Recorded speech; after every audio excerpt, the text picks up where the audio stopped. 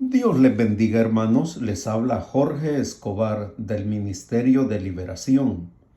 Hoy inicio la enseñanza número 52. El tema: Tentados por el diablo en la presencia de Jesús. ¿Te parece extraño el título de esta enseñanza? ¿Sabías que un 95% de los cristianos creyentes y congregantes se han dejado manipular por la religiosidad fariseica?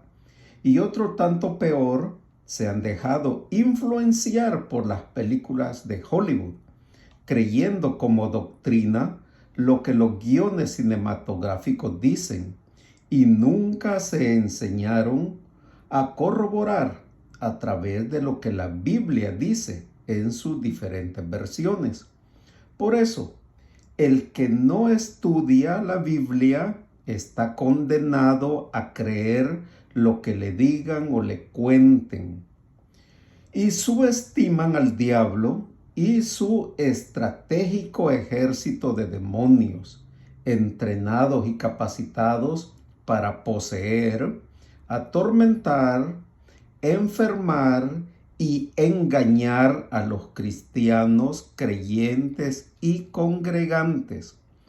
Hoy te mostraré dos apóstoles que fueron tentados por Satanás, aunque anduvieron y estaban en la presencia de Jesús cuando esto pasó. Así que abre tus ojos y oídos espirituales y aprende. Nuestro primer apóstol es nada menos que Judas Iscariote. Iscariote se refiere a la ciudad de Queriot, al sur de Judea, por lo que Judas era el único de los 12 discípulos que no era de Galilea, pero tenía un puesto de mucha confianza. Él era nada más y nada menos que el tesorero del grupo y hacía todo igual que los otros 11. Por ejemplo, él también fue enviado, según Mateo 10:1. Hoy utilizaré Reina Valera 1960. ¿Qué dice? Entonces, llamando a sus 12 discípulos, les dio autoridad sobre los espíritus inmundos para que los echasen fuera y para sanar toda enfermedad y toda dolencia. Por esta razón debes poner mucha atención a que, a pesar de que Judas tenía autoridad sobre demonios, Satanás mismo le tendió una trampa y Judas cayó totalmente. Entonces, queridos cristianos, creyentes y congregantes, no se confíen de que ya fuiste limpiado con la sangre de mi Señor Jesús, o que el diablo está vencido y bajo tus pies. Eso sería si realmente vivieras una vida perfecta en Cristo. Pero como no es así, te cuento que Satanás encontró el lado débil de Judas, que era el amor al dinero. Esto puedes leerlo en Primera de Timoteo 6:10, que dice: porque raíz de todos los males es el amor al dinero, el cual, codiciando algunos, se extraviaron de la fe y fueron traspasados de muchos dolores. Como ya te lo dije, Judas era el tesorero de los discípulos y de vez en cuando metía la mano en la bolsa para robar. O sea que Judas era un ladrón, y eso utilizó Satanás para seducirlo a aceptar el famoso trato de las 30 monedas de plata. En Juan 12:6 leemos: pero dijo esto, no porque se cuidara de los pobres, sino porque era ladrón, y teniendo la bolsa, sustraía de lo que se echaba en ella. Sin embargo, pon mucha atención al versículo que dice que Judas estaba sentado a la mesa con los 11 y que con él estaba el Señor Jesús, cuando en presencia del Señor Jesús, Satanás entró en Judas. Y esto lo encuentras en Juan 13:27. Y después del bocado, Satanás entró en él. Entonces Jesús le dijo: lo que vas a hacer, hazlo más pronto. Obviamente, había un propósito, pero el tema de esta enseñanza es que Satanás no solo tentó, sino poseyó, o sea, entró en él, en plena presencia de mi Señor Jesús.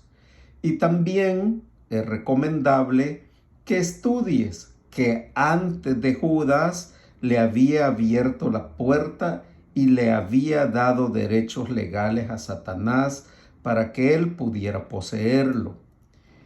El otro apóstol en esta enseñanza es el primero de la lista de los 12. Sí, me refiero a Simón Pedro, el hijo de Jonás, de profesión pescador, de origen de Galilea, sin estudios académicos, originario de Betsaida. Vivía en Capernaum, en la costa del mar de Galilea, de carácter entusiasta, obstinado, impulsivo, atrevido. Cuando el Señor Jesús lo llamó, le cambió el nombre a Cefas en arameo y Pedro en griego, que significa piedra. Después de una pesca milagrosa ocasionada por el Señor Jesús, Pedro dejó todo y siguió al Señor, convirtiéndose en un líder nato. Y lo más sobresaliente fue el primero en confesar a Jesús como el Cristo. Esto lo encuentras en Mateo 16:16. Respondiendo, Simón Pedro dijo: tú eres el Cristo, el Hijo del Dios viviente.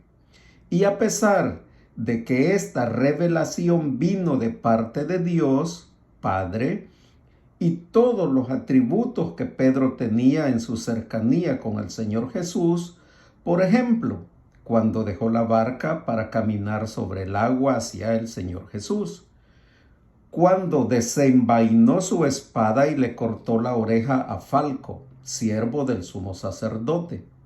Luego, en Pentecostés, Pedro fue el orador principal, donde cerca de 3,000 creyeron y se convirtieron al Señor Jesús. Podríamos decir muchas cosas buenas de Pedro, pero hoy el tema es que Satanás, a pesar de todas las virtudes de Pedro y de que estaba cerca del Señor Jesús, pudo tentarlo. Y en la presencia de mi Señor Jesús. Primero, cuando Satanás utilizó a Pedro para tratar de convencer al Señor Jesús que no se entregara a la muerte de la cruz. Esto lo encuentras en Mateo 16:23.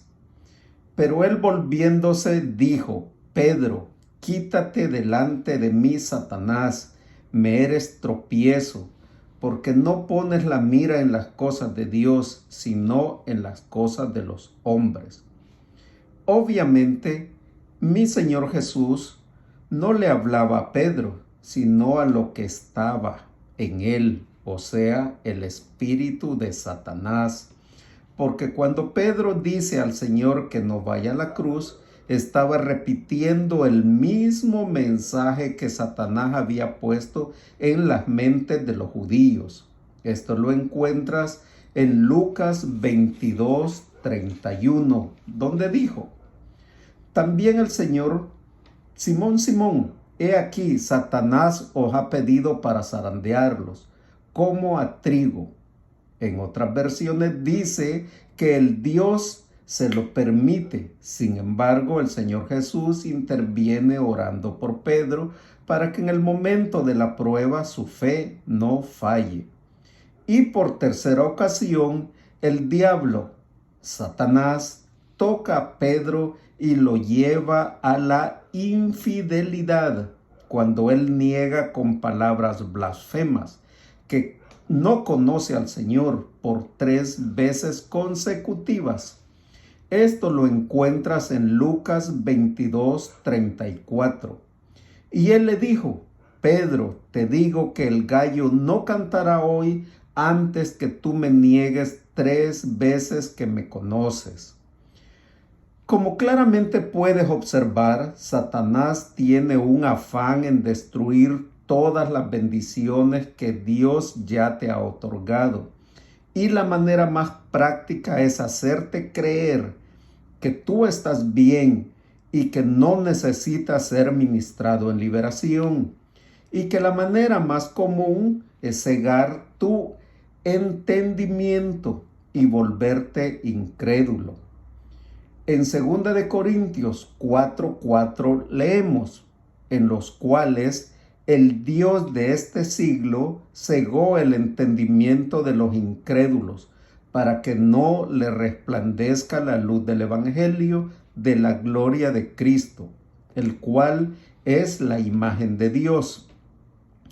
Así es que, mi querido cristiano, creyente y congregante, aquí estoy yo otra vez rogándote, pidiéndote, suplicándote, busques ser ministrado en liberación, para que sea mi Señor Jesús el que te haga completamente libre.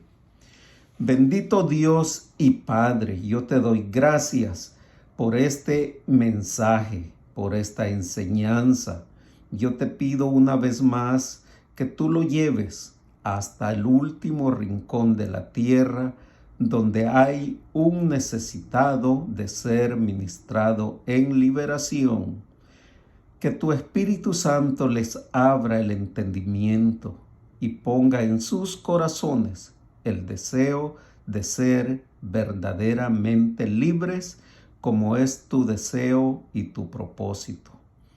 Yo te pido, Padre, en el nombre de Jesús, que este mensaje llegue hasta esos lugares, en los corazones de los que necesitan ser ministrados.